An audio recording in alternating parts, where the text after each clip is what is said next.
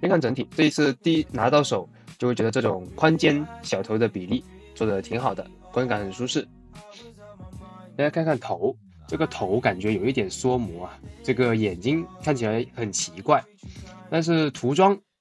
尚可，有小部分的一期会看胸部的蜘蛛标网格，也是没有什么问题的。后面呢也是有一点点溢漆。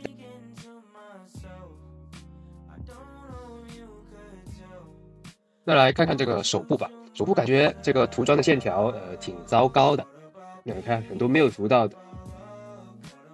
但是整体的刻画还可以。蝴蝶关节这里还有一点飞边，右边也是一样的。手型甚至没有刻线、视线。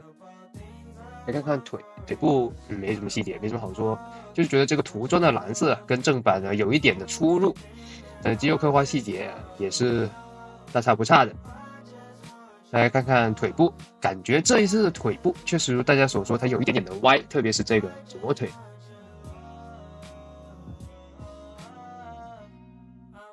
按另一颗替换头，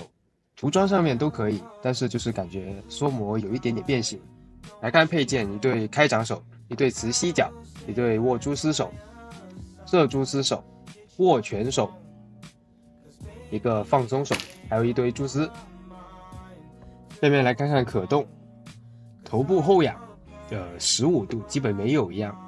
前仰，旋转360度没有问题，手臂平转90度非常轻松，并且会有一点响声，折叠180度没有问题，手腕也很顺滑，腰部前倾单前倾很小，并且这个腰部的关节特别的紧，大家可以听一下这个声音，感受一下，我都怕它断了，但应该不会，手感还是很结实的，这个腰部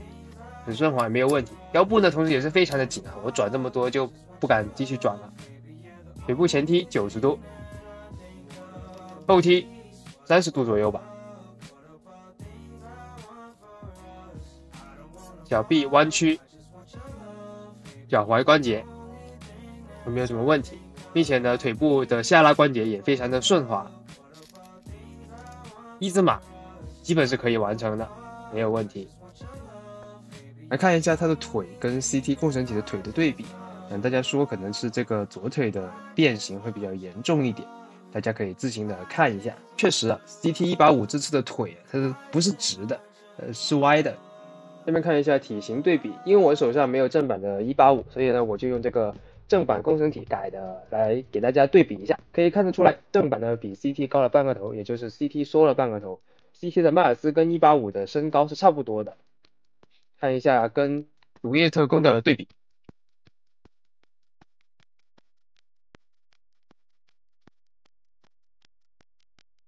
下面来总结一下，这一款 CT185的总体，我个人认为还是非常不错的。关节大部分都适中，除了胸部、腰部这两个地方可能需要润滑一下，别的地方把玩起来都非常的舒服。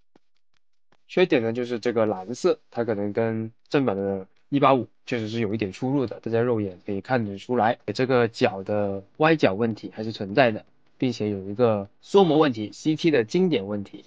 但是总结来说，我觉得这款还是非常值得购买的，因为我一拿到手的时候，确实让我惊讶了一下。屏幕前的你要不要冲一个呢？